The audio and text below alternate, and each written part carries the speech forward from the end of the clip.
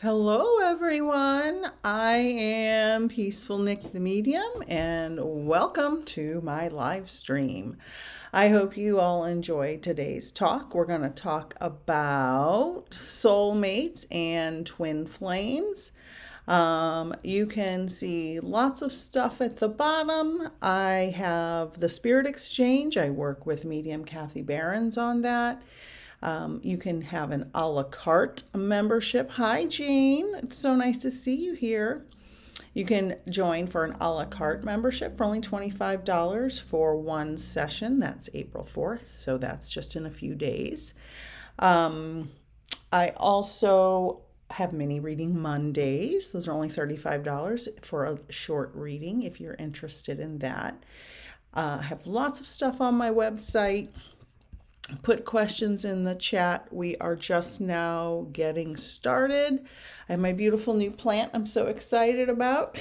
I keep telling everybody about my plant. So if you have any questions, please put them in the chat. Hi, Melody from Maine.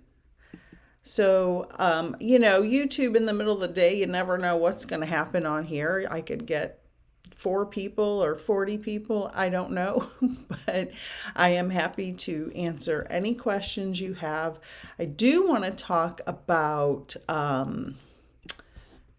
soulmates and twin flames because I had a client ask me about that the other day. Hey, Kathleen. Oh, I'm so glad you guys are here. I had a client ask me about that the other day. I am a little tired today because I had to get up early. I'm working on a big project with my science people, my Mars people, and our collaborators are in India. So I had to get up real early. I just took a little nap to prepare, and my curls are out of control. So, home with my babies today and going crazy. Oh, good. Good. Yeah. So I've had several people ask me if I can go live during the day. And I really, really am going to move my lives more and more over to this platform because for whatever reason, on the Clock app, on TikTok, I cannot get any movement on my lives. I cannot hardly ever get more than 20 people on there. And I have 37,000 followers, so it doesn't make any sense. It's real weird. There are people on there with half of the followers I have, even if half my followers are bots, which they probably are. People with half the followers I have will have hundreds of people watching their live. So I don't really know if there's something I don't know about how to do it. But when I first started on TikTok, when I had only 1,000 followers, I'd have 200 people at a time watching my live. So I don't know. I'm moving much more towards YouTube for sure. The reason I didn't use YouTube a lot in the beginning was because I have an old computer that was never cooperating with my YouTube. So I bought a new computer and it is much better. It works perfectly most times when I know what I'm doing. And yeah, Kathleen, yes, not a fan of TikTok. It's too much the wacky technology. Yeah, it's served its purpose for a period of time, but they've moved so much to ads constantly that even on the page where, because I hardly ever go on the FYP, I don't, because it's ad. So normally I stay on the following page. So I just want to see the people I follow. And I don't hardly ever see the people I follow. I might see 10 videos in a row and it'll say, you're at the end. And I'm like, I follow a couple thousand people. I know there's more than 10 videos. So I have to go to their pages to see their content. And so that's what's happening to me. Yesterday in the middle of the day, because I knew I was going live, and I know this is kind of off subject, but we'll get there. I always post a video before I go live to say I'm getting ready to go live on TikTok. And right now, 24 hours later, it has 47 views. I have no idea why. Usually, I don't know. It's a source of frustration. It's a source of frustration for me. But if you have any mediumship questions, ask. I am going to tell you I got these tarot cards, and I know I've been talking about them. And I will be live again at 6 o'clock Eastern, 3 o'clock Pacific today with Abby, the Can Astrologer, on her page. Okay, that's a great question, Kathleen. Abby is an astrologer and a tarot expert, and I've been wanting to get some tarot cards, so she recommended this deck, and she's going to teach me. And so I'm going to add this to my repertoire, if you will. And so I'm super excited, and I just love touching the cards, and I love that they're celestial themed. Anybody that knows me, knows my master's degree is in astronomy. I mean, obviously I have space themed stuff everywhere. If you saw the rest of this office, you'd see it everywhere. But I'm very excited because this is just such a pretty deck. It's so beautiful. I love the light blue and the gold and all of the pretty celestial images on here. And so I do want to talk about I can't wait. But 6 o'clock today, the Can Astrologer. The Can Astrologer Tarot is the page. It's on YouTube. We switch back and forth. 1 week we go live on my page. 1 week we go live on her page. So that's at 6 o'clock today. She pulls cards. I do mediumship readings. We talk about different things depending on the week. So that's in 4 hours from now. So I'm going to answer some questions, and then we'll talk about soulmates and twin flames, unless I get distracted. Okay. Kathleen wants to know why my AC's pumping. Need my banky. Why you may not be seeing your mom in your dreams if she visits. I have had dreams, very vivid, and always have been able to remember them. They're like movies. It's so funny that you say that. I'll answer your question, but I will tell you, you're not alone. I'm going to cry because I'm so frustrated about it. Last night at 12:30, woke up from a vivid dream. And I was saying to my guides, please, I need sleep. I have to have sleep because I knew I had an early morning meeting that was very important. And I'm like, just stop showing me these movies in my dreams. Just stop bringing me. I mean, I've been dreaming about giving people readings like for 3 nights in a row. And I'm like, guides, please stop. I need rest. My body needs rest. My mind needs rest. And yes, mine are like full color movies as well. So you are definitely not alone in that. I'm begging my guides to bring it down a notch. So that's all I can really do. I have had a lot of stuff going on. My husband's going through kind of a health crisis right now, and he had surgery last week. And so that's had my energy up in an uproar. But ask your guides, pray if you're a prayerful person, meditate. My problem is I'm a bad meditator. It takes me a long time to meditate, and taking care of my husband during his health stuff and doing my business and my job. And it's just been hard for my mind to calm down. But to answer why you may not be seeing your mom, sometimes there could be many reasons for this. Some you may not remember. She may not be visiting because she knows you need some healing around it. And sometimes spirits will hold back their energy for a period of time if they need you to do some human healing. And they don't want you to grow dependent. That's why we say, wait a few months in between readings, because if you get readings all the time, the energy kind of, they just stop coming through as dramatically. I'll say that. I've had several readings with several of my clients, like who come back over and over again. And the first couple of readings can be very dramatic and very intense. And then later, they're just not as intense and dramatic because in my opinion, the spirits are like, look, what else do you want to know? We've already proved this. We've already proved that we're here. So yeah, she never comes. Interesting. Kathleen, are you part of the spirit exchange? We have an a la carte. If you're not, I can't remember everybody's name. It's a pretty good list. We have an a la carte next week. Comes through on the lives. It's been 4 months. Oh, yeah. And so that's another thing. It's not been that long. Most mediums recommend 3 to 6 months to wait before your loved one, before you get a reading. But we as mediums can't control who books on our websites, right? So yeah, she might need you to get some healing. That's what I'm going to say, since it's only been a few months. Your younger brother and one sister who are heavier in the grief and very, they're not good with handling, have had several dreams with her.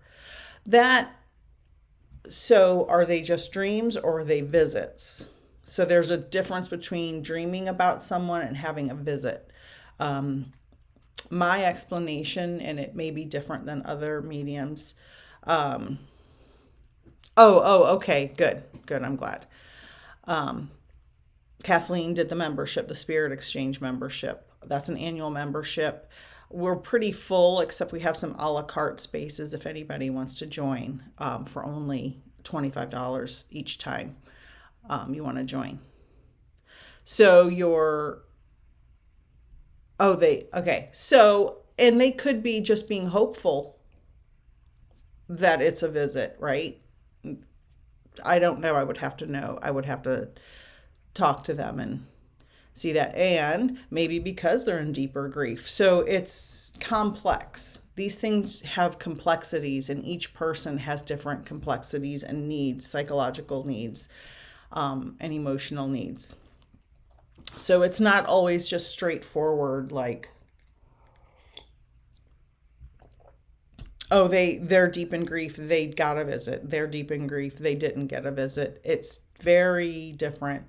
It's like if you have kids, they're raised by the same parent. If your kids are raised by the same parents, you can have 5 kids and they're all very different. That's the case in my family. My biological we have 5 fully biological siblings, and we were raised in the same environment, but we're all very different. So humans are complex. Oh yeah, that could have been a visit. Yeah. She's just letting them know. And maybe you want it so much that, she's saying they're sitting on the end of the bed. They asked how she is and she was just smiling. Yeah, that sounds very commonly like a visit. All right, Kristen, just a second. I'll get to that. But up here, we have Jane has a question, a very good question. Where'd it go? Do they have any regrets or anything they wish they had done differently? So I will say this. Let's say someone was mean or abusive to a loved one, and the mean, abusive person passed away. I will say that it is 100% for sure when they go through their life review, or even after they cross over, you have your life review pretty quickly after that. You feel the pain you caused others. So I've heard it described this way, and this is kind of my favorite way I've heard it described, that you go to spirit, you're greeted, you're there, and then you have a life review, and you feel the pain of every pain you've ever caused anyone, or the happiness you've ever caused anyone, the love, the meanness. Like I've been pretty ornery in my days. In my 20s and 30s, I was real smart alecky and ornery. And I'm sure I'm going to feel that in my life review, right? I wasn't always as nice as I could have been just because I thought I was being funny, but turns out some of the things I was being funny about may not have been funny to the person I was talking about. And I'm sure I will regret that during my life review. So as far as do they have regrets? So that's the point of the life review. So this is a great subject. When you live your life now, you have your life review, then you decide, do I want to come back into another life and grow my soul more? Because the point of all of this is to grow our soul, and become a more mature, wise, loving soul. The point of everything is to grow closer to God or source or the collective consciousness, however you want to define it. Grow your soul to move towards that final destination. And it doesn't just happen in one life. So as far as regrets, they don't feel it like regret like we do. They see it as an observation of something they should have done differently. There are no conditions on the love in the spirit world like we have here. Here, it's like, if you do this, you're going to get a bad consequence and you're going to regret it. It's not like that over there. It's like, oh, you did this. Observe what you did and how it affected other people. And you're still going to be surrounded by love, but you're going to learn that you should not have acted that way and be able to make up for it, so to say, in your next life if you choose to go into a next life. So that's what I guess that's kind of a long answer, medium brief. Long answer. Hey, Elizabeth from Alabama. You guys, I don't know if you follow NCAA football, basketball, but they beat North Carolina last night in a stunner. Hi, Dawn. So Kristen wants to know oh yeah. But Jane, my mother-in-law, is going to be 90 this year. We could talk offline about that. Jane, let's see. Where'd it go? The comments are moving. Kristen, any good tips for meditation for beginners? It's all new to me. This is a great question. So, I am an admittedly bad meditator when it's done traditionally. So,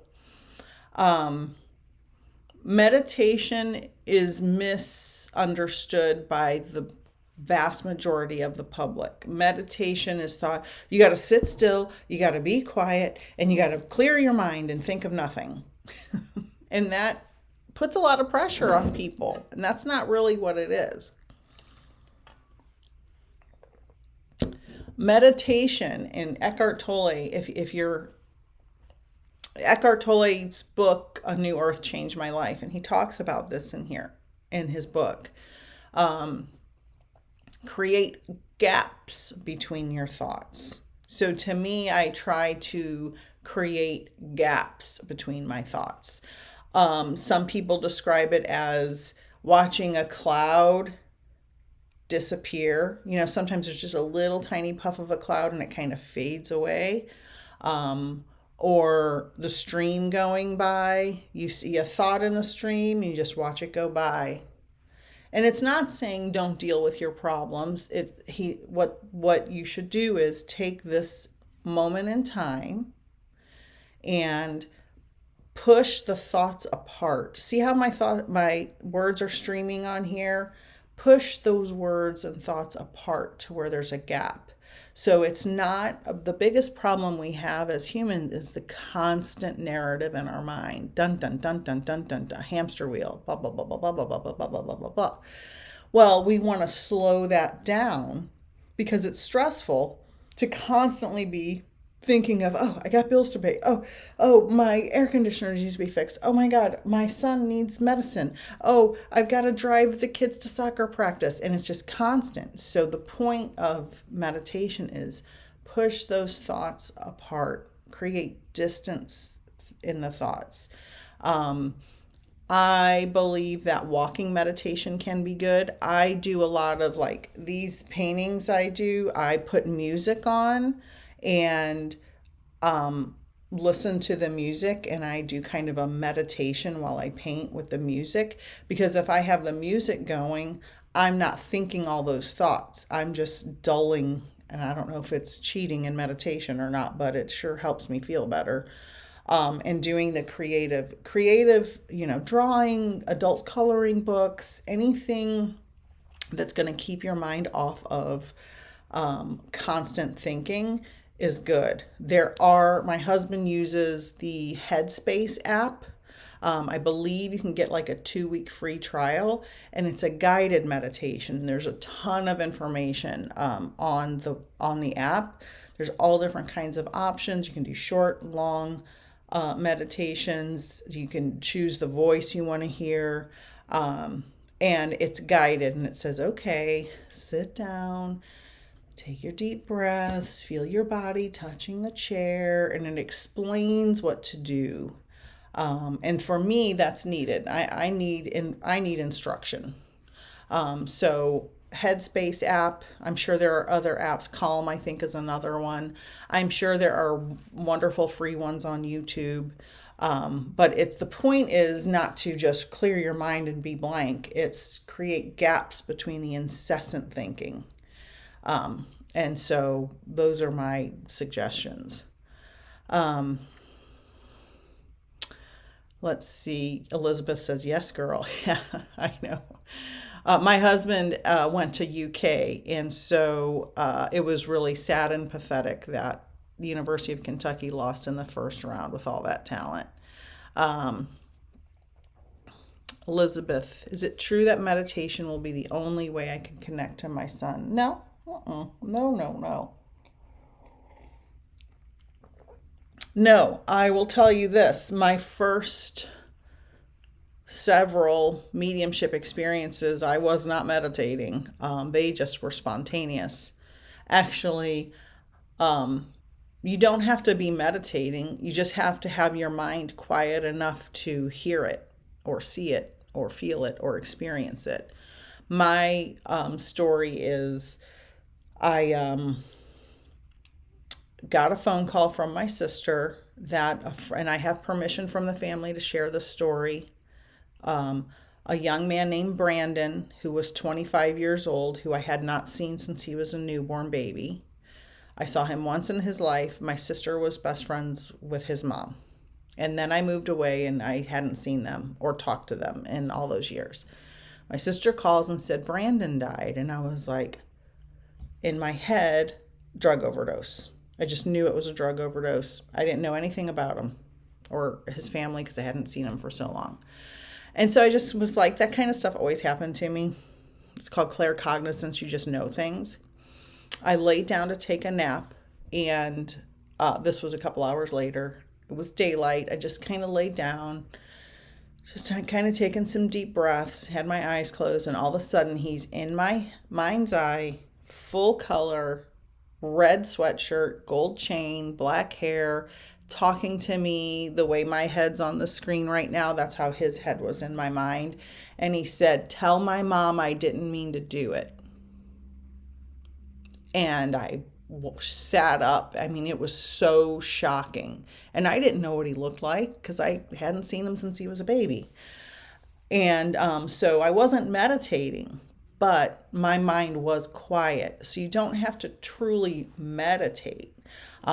Before my readings, I come in here, and if you look at this swirly pattern on my ceiling from my lights, I'll face that way, and I'll just take a minute or two before every reading, and I'll take some deep breaths, and I'll ask Spirit to bring forward the person who is meant to be for this person. And because I've done this so many times, usually they're right there right away. And sometimes they come in early.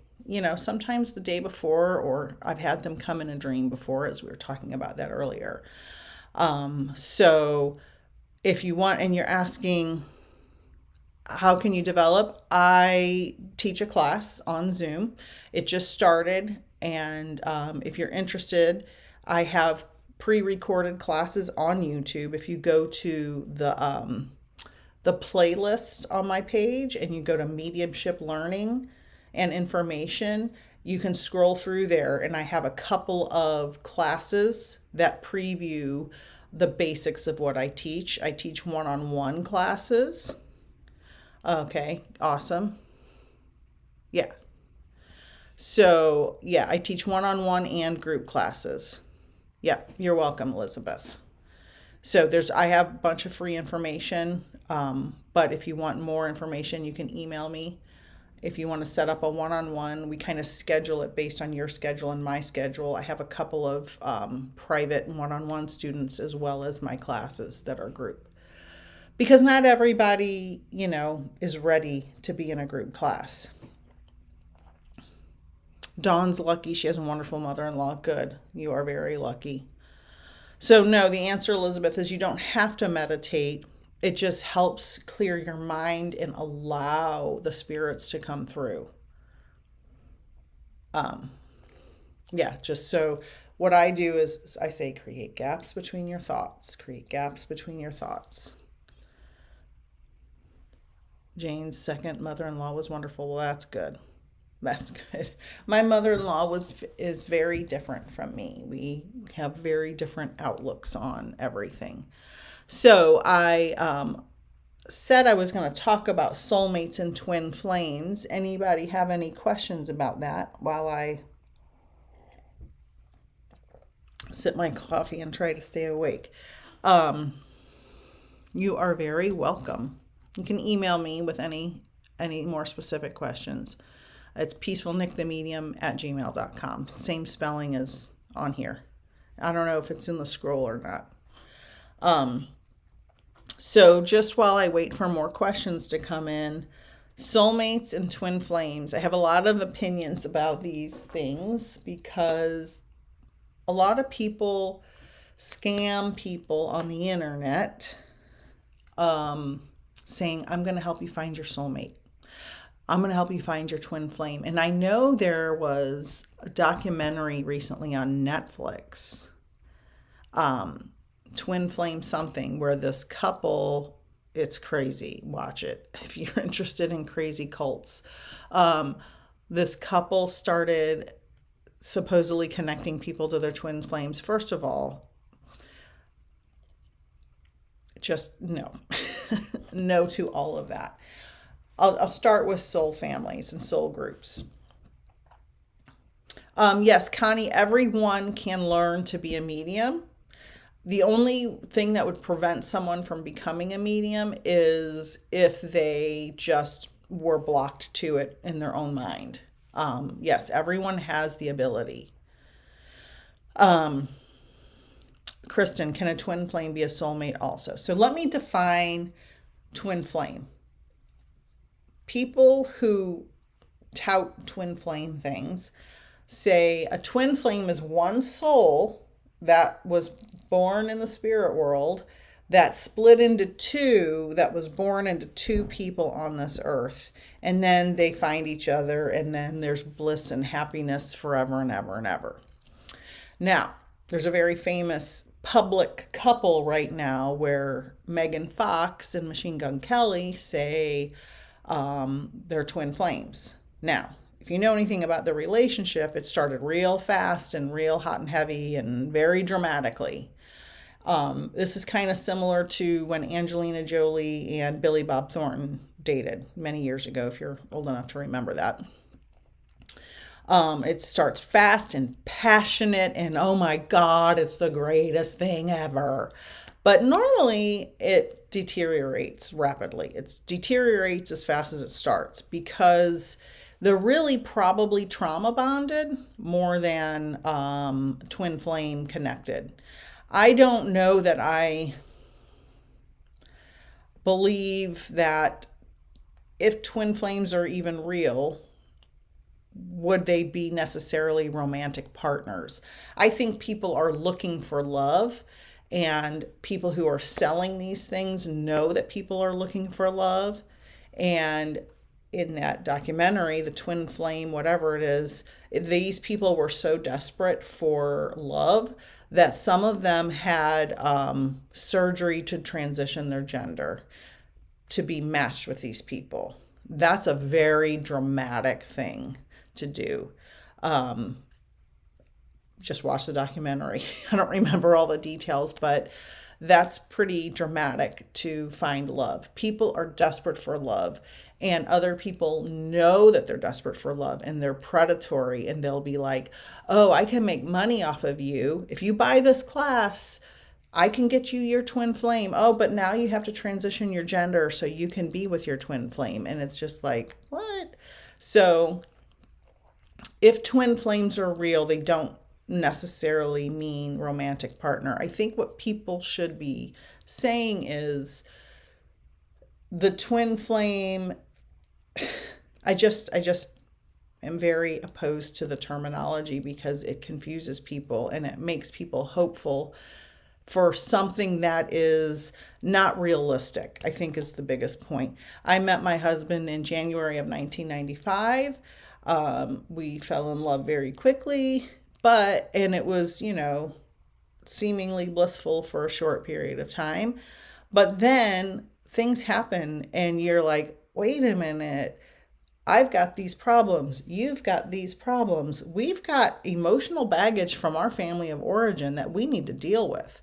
So, thank you, Elizabeth. So, it's just a false narrative that people are selling about the twin flame and soulmate when they're selling you, I can get you your soulmate. It's like there was a big story about dating apps recently where they were creating AI dating apps and charging people to have these fake relationships with these fake people on the app. And so it was keeping people engaged in the app because they were having these fake relationships with these AI bots because they know people are desperate for love.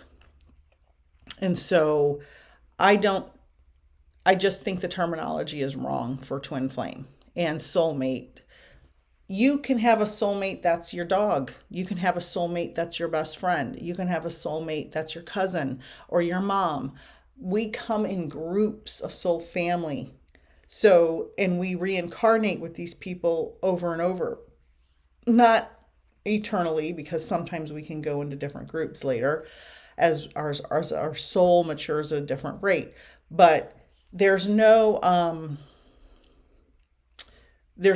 perfect recipe for a twin flame or soulmate. I think those words are used incorrectly. That doesn't mean, because if you've ever been in love and then you break up and then you fall in love again later, that doesn't mean you didn't really have love for that person, the first person. You can still be a soulmate with that person because they're in your soul family. But for this time period, you were meant to be together. And then later you weren't meant to be together. The whole point is to learn from each other. It's like people, and this is kind of maybe a morbid description or example, when a child only lives for 10 years and the child passes away from some disease.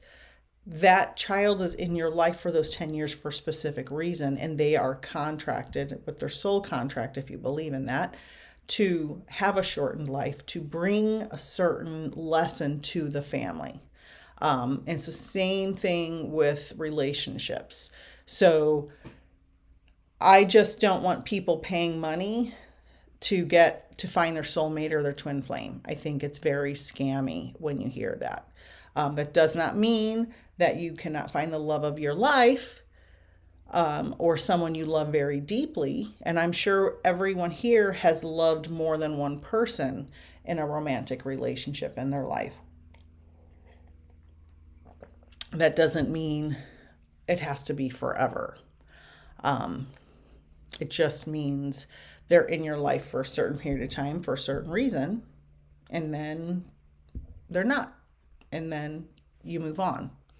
And then social media made it easy for everybody to stalk their exes. So that's a whole other scenario.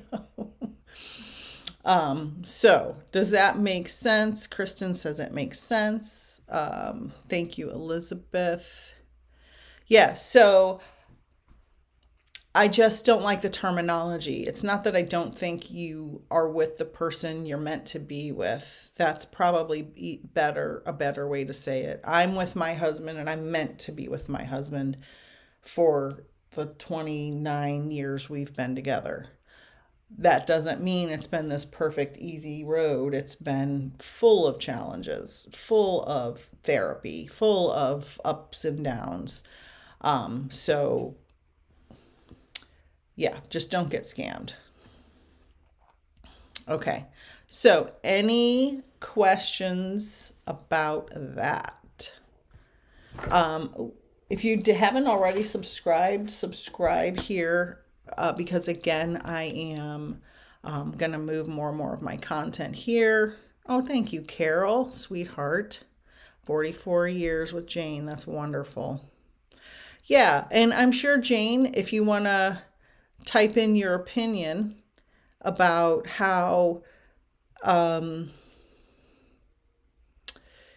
you can be with someone and love them dearly, but that doesn't mean it's not gonna be challenging. I think people put out there that you're gonna find your soulmate, you're gonna find your twin flame, you're gonna be just so happy, and it's like that's not reality. And they really are predatory to younger people who don't have the life experience, who don't understand that you're not going to find some perfect match. It's just not going to happen. That it's going to be bliss, because it's not. Nothing is bliss. And then now, and Jane's been together for 44 years, so I assume she's at least 55 years old. Yeah, it's a roller coaster at times. Yeah, like my husband with his health crisis he's going through right now. It is very difficult to, as we age, I'm 53, it's different. It's, things start falling apart. A couple years ago, I had a hysterectomy because I had severe endometriosis and the doctor just wanted to give me an IUD. And so my husband had to carry me through that health crisis and take care of me and change my bandages and walk me to the bathroom. And, it's not, what society puts out there and advertisers put out there. It's not some blissful, perfect, everybody's body starts to fall apart at some time, and that's when the real challenges come in to your relationship, when you deal with illnesses and aches and pains and problems and things like that. And people, it's like when you were 12 years old, you're in middle school and you just love your best friend so much and you spend the night at your best friend's house. I don't know if people still do that. You spend the night at your best friend's house for like 3 straight weeks. And then by the end of the 3 straight weeks, you and your best friend are just so mad at each other just because you irritate each other because you're together all the time. You just need to you need to have your own interests in life and not be emotionally dependent on anyone. Jane's 67, husband is disabled. You've helped him through that and have had some major surgeries. Yep, and he's been my rock. And that's what it's about, right? When we get to a certain age and we're with our partner, it becomes one thing after another where we're taking care of each other. And if you're not willing to love someone unconditionally when they have, medical equipment hanging off their bodies, if you're not ready for that, don't be in a relationship because it's very challenging. You have to really, really be ready to fully love someone. And so if that makes you a soulmate or a twin flame, sure, put that title on it, but don't get scammed by somebody who's selling you that. because it can be very painful. I'm telling you, watch that. If anybody knows the name of that Netflix documentary, I'm going to look it up. It's so crazy. It's so crazy. I'm going to search it. It's called Twin Flame. Escaping Twin Flames. Yeah, so this couple was selling these twin flame classes, and it was a man and a woman, and they were young, and the man was convincing the women to have to eat all these calories and wanted these women to gain weight, and it was so crazy. It was so crazy. It was real, and they're still in business. So watch that, Escaping Twin Flames. Okay, let's see. No other questions? Don't forget, I'm going to be live with the Can Astrologer Tarot at 6 Eastern. She's going to be pulling cards, likely. We're going to be talking about all kinds of cool stuff tonight on YouTube. So, nobody else has questions? If you want to join our a la carte spirit exchange for only $25, that's April 4th. So I think that's next Thursday. There's only a couple spots left. You can go on my website and click the a la carte tab. I have mini reading Mondays. Those are only $35. I do have full one-on-one readings too, and my classes. So, oh, that's cool, Jane. We met at 7-Eleven. Oh, youngest was born 7 minutes after 11. That is cool. That is very cool. I'm a big numbers person. I want to learn numerology as well. I'm really, I think because of my science background, I'm really into numbers, and I think numbers have energy just like words have energy. That's why we have to be careful what we say to ourselves. Oh, thank you, Elizabeth. We have to be careful what we say to ourselves and to other people. If you've ever experienced a bully or somebody who's mean to you in your family or your friend group, somebody who just says mean things, think about the things they say to themselves. I know someone who has told me that they have horrible negative self-talk, and I'm just like, I have some things I say to myself that aren't great, but this person is like, I'm constantly beating myself up about this, that, or the other. And I felt, and I'm like, oh, well, that's why you say mean things to other people, because you're saying mean things to yourself all the time. And that's just not healthy. So next time you encounter someone who is just being mean for no reason, if you want to stop them in their tracks, just say, can you explain that to me? This is a technique I learned a long time ago. When someone is saying something to you that's rude or mean or invasive, I have a couple people in my life that ask a lot of invasive questions. And I had to learn a long time ago. And sometimes they catch you by surprise and you miss it, and then you get mad at yourself. But they'll be like asking an invasive question. And if you just say, can you repeat that? Just as simple as asking them to repeat it. And then if they do repeat it, say, can you explain what you mean? Ask them questions, and it's like, kind of changes the energy, because people like that, yeah, hurt people. People who are asking invasive questions or saying mean, rude things, I have Hashimoto's disease. And when I was younger, I used to be very thin. I was very athletic, and I, lifted weights and did all the good exercise stuff.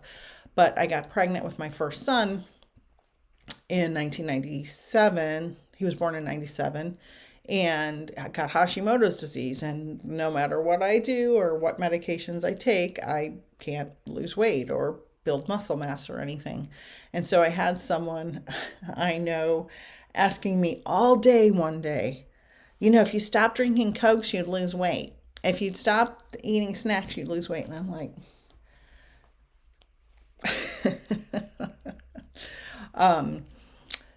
it doesn't matter what you do with Hashimoto's disease, and I don't care how many people tell you you can get it to go in remission and sell you these supplements. I have tried every supplement. I have tried every diet. I have tried every medication except for those Ozempic types. I haven't done that.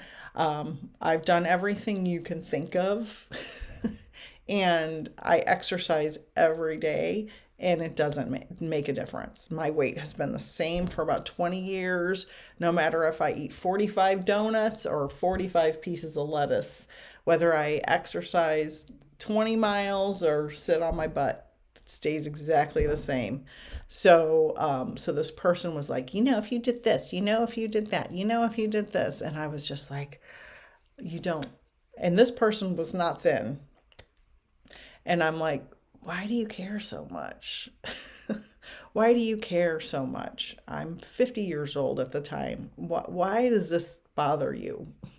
So probably because it bothers her about herself. But yeah, Hashimoto's is a pain. You cannot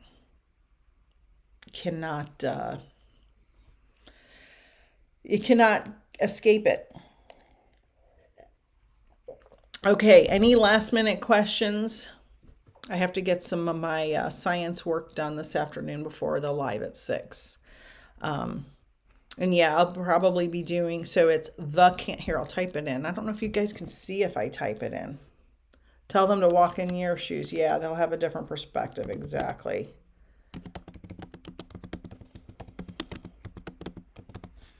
This is the page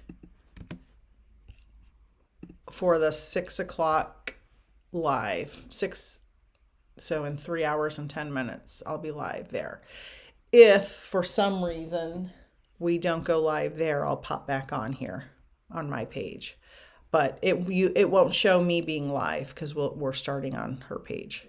And we'll be doing some readings there. And I appreciate you guys hanging out with me. This has been great. And subscribe, share, tell your friends. I'm going to be moving more of my stuff over here to YouTube for sure.